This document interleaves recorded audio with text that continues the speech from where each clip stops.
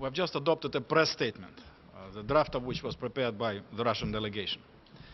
The members of the Security Council strongly condemned the detention of a group of more than 20 peacekeepers of the United Nations Disengagement Observer Force within the area of limitation east of the B line earlier today by armed elements of the Syrian opposition.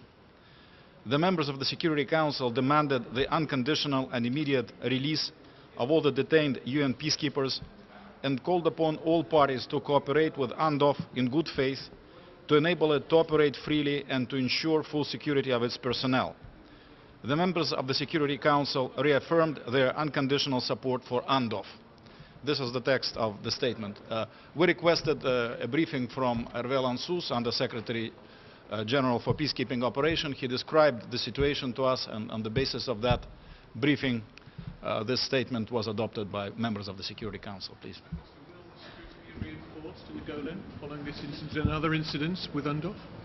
Well, this, I suppose, is a matter which the Secretariat has to look into, because the security of UNDOF and safety of UNDOF has clearly been endangered by recent developments. Please. Who's responsible for the security then? It's usually the host government. So in this case, are you considering the Assad regime? Well, this is a tricky situation because, as you know, it is an area of separation. So it is not really controlled by either Syria or Israel. And the fact of the matter is that recently armed groups, obviously associated in some form and shape with the Syrian opposition, have been showing up there, and that was causing situations when the Syrian armed forces were also engaged. This is something which is not in any way addressed or envisaged for by the UNDOF mandate. So UNDOF is caught up in a predicament where they are clearly threatened and impeded in terms of carrying out their activities, but they cannot do much about it. In this particular case, the situation, of course, has gotten even worse, because they actually were captured and some demands are made by those who captured them on the Syrian government. So there are talks now between the Secretariat, the United Nations, and the captors, and we hope that, as demanded by the Security Council, the UN personnel, they are going to be released immediately. As far as you know, does the government have any control over that, over the Syrian side of that border, and also how many of the kidnapped people are Russian? Yeah, this is an area of separation. They are not in control. This is a kind of a no man's land in a way. And on the Syrian side of that area, there used to be. No, they don't. No, they don't. No, they don't. No, they don't. They don't.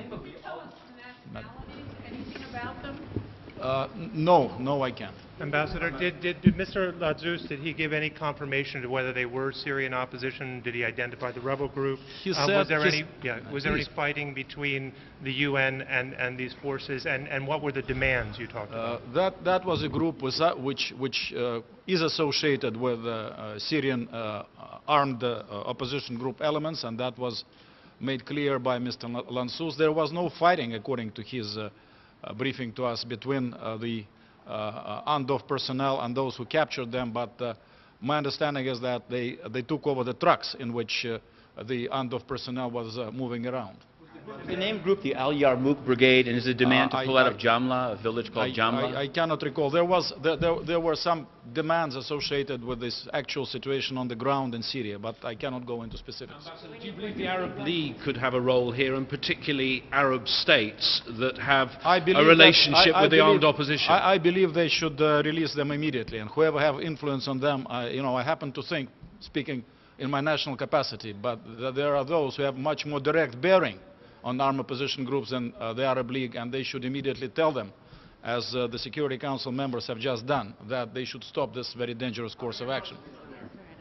How many Russians do you think there are? There were no nationalities mentioned. But as far as you know, you should know Russian. Whether I don't know at this point. I was going to ask the same thing. Are any Russians amongst them? Yeah. In your national capacity, first of all, did you expect an incident like that, and why do you think something like this happened about Russia? What is thinking? What is his thought about it? Why I'm something? sorry.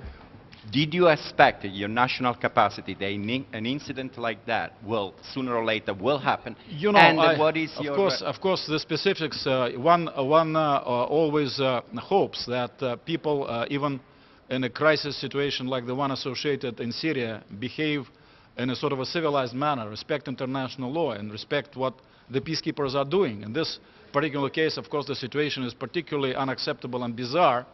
That UNDOF are unarmed, and they have nothing to do with the situation in Syria. They are there on a completely different mission. So there is no reason at all, under any circumstances, any kind of a sick imagination to try to harm those people. So clearly gross disrespect for United Nations, gross disrespect of international norms of behavior is involved. But let me tell you, in my national capacity, that it seems that lately some people are trying very hard in order to extend the geography of the Syrian conflict. Yesterday, or the day before yesterday, there was the massacre on the territory of Iraq when over 40 Syrian unarmed soldiers were killed, along with the 9 Iraqis who were accompanying them. Today there is this incident on the other side, on this no man's land between Syria and Israel. So somebody is trying very hard in order to try to blow this crisis up. Did the Council get a letter from Syria today about Turkish support for what was called a Libyan ship full of arms? I cannot confirm that. There is a lot of correspondence, so I have to double check on whether anything of this sort has happened. Please. Another issue, do we have a set time for the North Korea vote tomorrow? We are aiming at 10 a.m. tomorrow. Any challenges to any amendments to the resolution? Not that I know of. Not serious amendments anyway. On the record, what Ambassador Torcella said about countries drinking and being inebriated during budget negotiations, there was a hint that certain countries who might have opposed the U.S. What's your response in your national capacity My to that allegation? national response is there should be no drinking during business sessions. And I'm going to give very clear instructions to that effect to my delegation. After is a personal matter. We all have our private lives, don't we? Thank you very much.